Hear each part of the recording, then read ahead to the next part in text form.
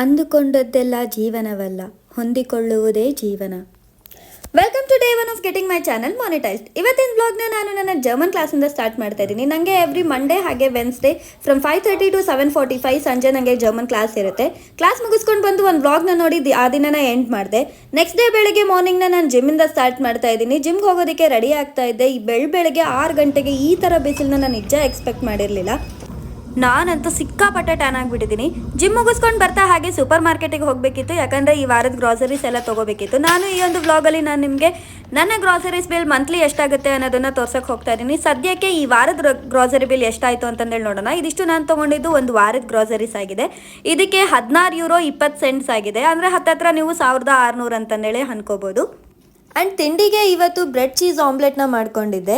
ಅದಾದಮೇಲೆ fresh up ಆಗಿ ನಮ್ಮ ನಡೆ ಕಾಲೇಜ್ ಕಡೆ ಅಂತಂದೇಳಿ ಲೈಬ್ರರಿಗೆ ಹೋದೆ.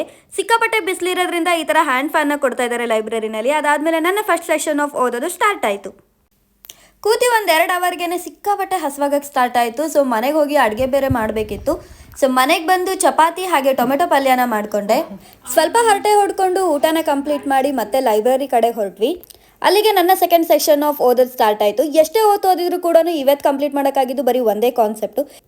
ಇತ್ತೀಚೆಗೆ ನಾನಂತೂ ChatGPT ಮೇಲೆ ಸಿಕ್ಕಾಪಟ್ಟೆ ಡಿಪೆಂಡ್ ಆಗಿಬಿಟ್ಟಿದ್ದೀನಿ. ಲೈಬ್ರರಿಯಿಂದ ಬಂದಮೇಲೆ ಅಮ್ಮನ ಜೊತೆ ಮಾತಾಡಿದ ಮೇಲೆ ಆ ಡೇ ಕಂಪ್ಲೀಟ್ ಅಂತ ಆಯಿತು. ಇನ್ನು ನಾನು ಲಾಸ್ಟ್ ಅಪ್ಲೋಡ್ ಮಾಡಿರೋ ವೀಡಿಯೋದು ಇಂಪ್ರೂವ್ಮೆಂಟ್ಸ್ ನೋಡೋದಾಯಿತು ಅಂತಂದೇಳಿದ್ರೆ ಯೂಟ್ಯೂಬಲ್ಲಿ ನನಗೆ +2 ಸಬ್ಸ್ಕ್ರೈಬರ್ಸ್ ಆಗಿದೆ, ಹಾಗೆ ಇನ್ಸ್ಟಾಗ್ರಾಮ್ನಲ್ಲಿ +3 ಫಾಲೋವರ್ಸ್ ಆಗಿದೆ.